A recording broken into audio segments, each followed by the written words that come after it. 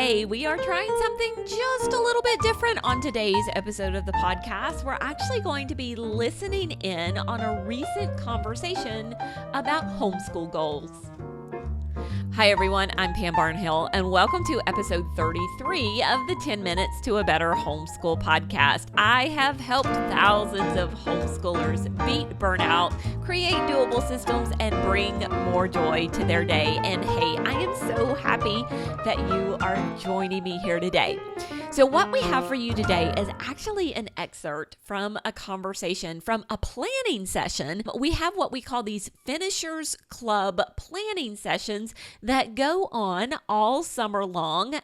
We have them every single week in the summer. We actually have a mega planning session coming up on July 23rd, and this is the year 2022 if you're listening to this later. And what we have are homeschool moms that come into these sessions, anywhere from 20 to 50 or 60 homeschool moms, and we work together for a few hours on their homeschool plan. And we give them time to work. We use what we call Pomodoro sessions. Actually, we don't just call them Pomodoro sessions. That's like technically the name of them. But they work for 25 minutes and they take a 5-minute break. And they always tell me like exactly what it is they want to accomplish in the next 25 minutes. And then I hold them accountable at the end. Hey, did you do this? So we really get a lot of work done. And while all of this is going on, we're answering questions. We're answering questions about whatever it is they have questions about in relation to their homeschool. And I'm there answering some questions. You're going to hear another voice, actually see another face in this particular recording. You're going to see Laney Homan, who is one of the ladies who works with me. She's a homeschool mom of a lot of kids, 8 kids, and she's been homeschooling for a very long time, has graduated a number of them, and she's got some great advice in this session. But we're talking about goals, talking about the importance of homeschooling goals and what the purpose is and how to set them, but also so you could see what a Finishers Club is like. Maybe you would like this kind of help with your homeschool planning. Maybe this kind of help would be something that would really be interesting to you. And if it is, you get a whole year of the Finishers Club from the day you buy it until the following year, that exact same day. So lots and lots of planning sessions by purchasing Put Your Homeschool Year on Autopilot. And you can find that at pambarnhill.com/autopilot. So let's jump right in. Little different. Me and Laney, the camera's going to go back and forth. You're going to hear us referring to other people who are in the room with us that you can't see. And all of these ladies gave us permission to share this recording. So have a listen. Rebecca says, the goals I have for my kids all qualify as week goals, but I feel as though I don't have enough sense of how the school year will look in order to make these goals stronger. Does it make sense to move ahead with the week goals and then circle back at a later point, or should I try to make them specific now and adjust them when I realize it isn't working? Well, thinking about, and we might have to look at some of these in the community. Like I might have to have you post some of these in the community and let me kind of look at them and read them a little bit to help you out with this. But since the purpose of goals is to guide you and to make sure that you're prioritizing the things that, and it's not even prioritizing the things that are most important, though it is, but it's like to make sure you're prioritizing something, to make sure you're not living under this false belief that I can equally do all the things in my homeschool for each of my children, for all of my children, right? And that's the purpose of goals. Is like, what is not going to fall through the cracks?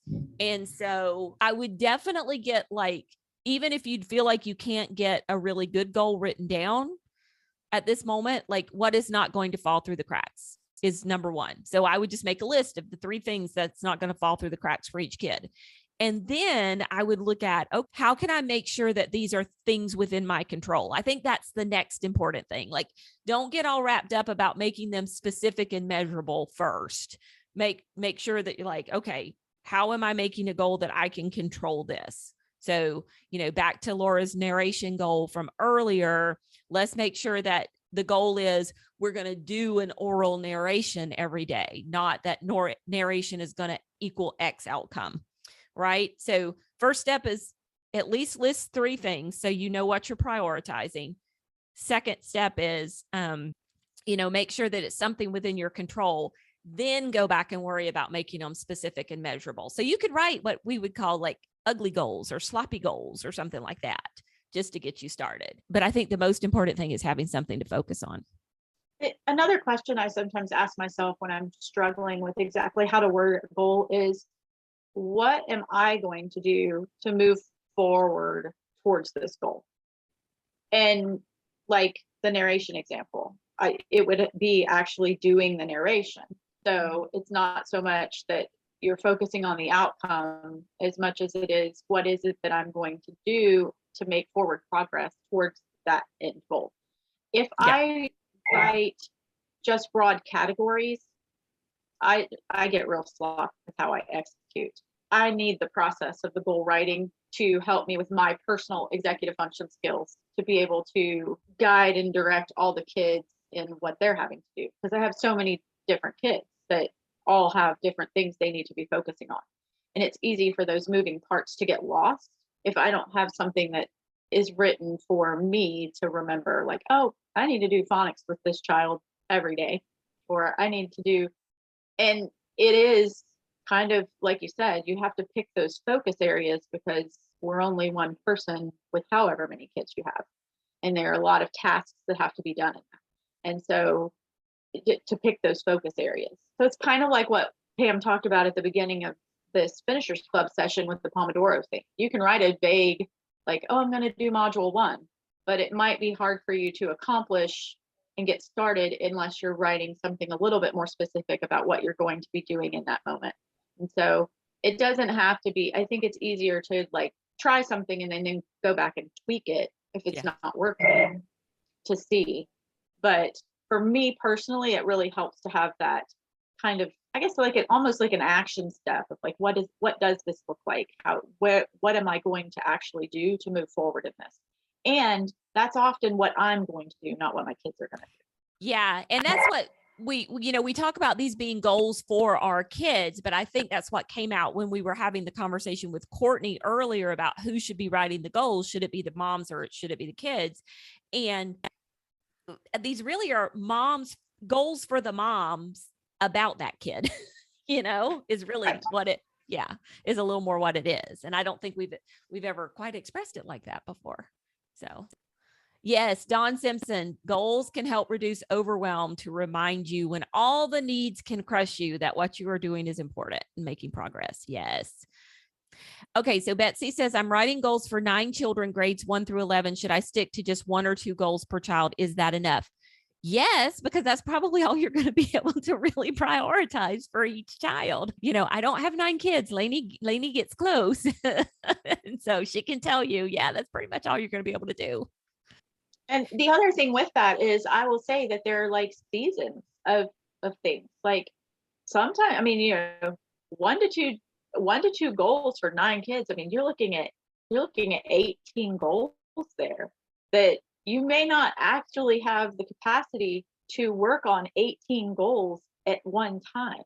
And that's actually one of the things Pam and I talked about in the last podcast episode about summer, the summer reading program. When I have little kids that are learning to read, it is very difficult for me to focus on doing those daily lessons with them when I have so many other kids that are having more advanced work and things. So I kind of carve out the summer for teaching kids to read, where they get that one-on-one time with mom every day, and we could focus on that. But my bigger kids are not doing school and they need less of me at that time. Yeah. So I think sometimes we just have to recognize that your capacity is what it is. And we can't fit everything in at all times.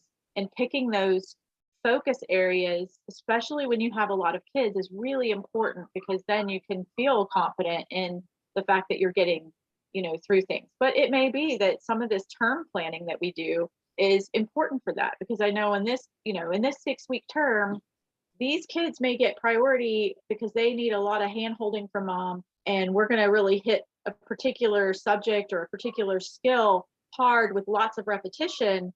And then in the next 6-week period, they're going to have more time to build that skill and to really work on it more independently. It's not that you don't give any feedback, but it just may be that we're not having those really intensive learning new things that have to have that constant repetition for, because you're already gonna have math and things like that, that unless you have a math tutor, you're gonna be teaching your kids math all year long. You have enough things that you're going to be doing that for. So sometimes we have to do that. And doesn't Sarah McKenzie address that in her Teaching from Rest book, where she'll choose, like, this is the thing that we're doing right now for like 6 weeks, and then after we're done that, then we'll move to the next thing.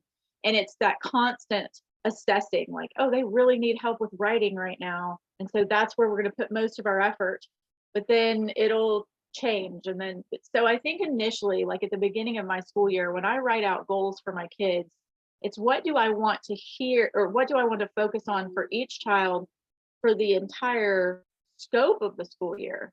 But then recognizing that that doesn't necessarily mean that every week of the entire school year is going to be directly focused on those particular goals. I might have to go back and prioritize terms, block scheduling, those types of things, in which we want to highlight, you know what, these 3 kids are going to get this focus this term, and these 3 kids are going to get this focus this term.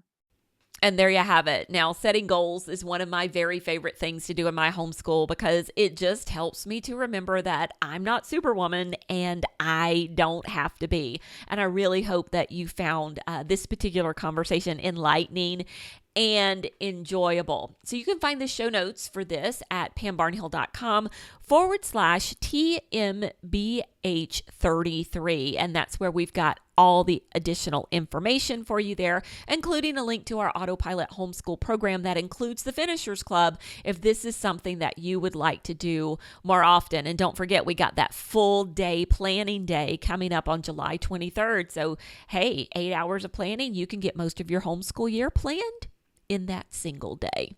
All right, I'll be back again next week. Next week, we're going to be talking about homeschooling preschool. What are the 5 things that you need to get ready to be able to have a very successful year with your preschooler? So you don't want to miss that one. Until then, keep on homeschooling.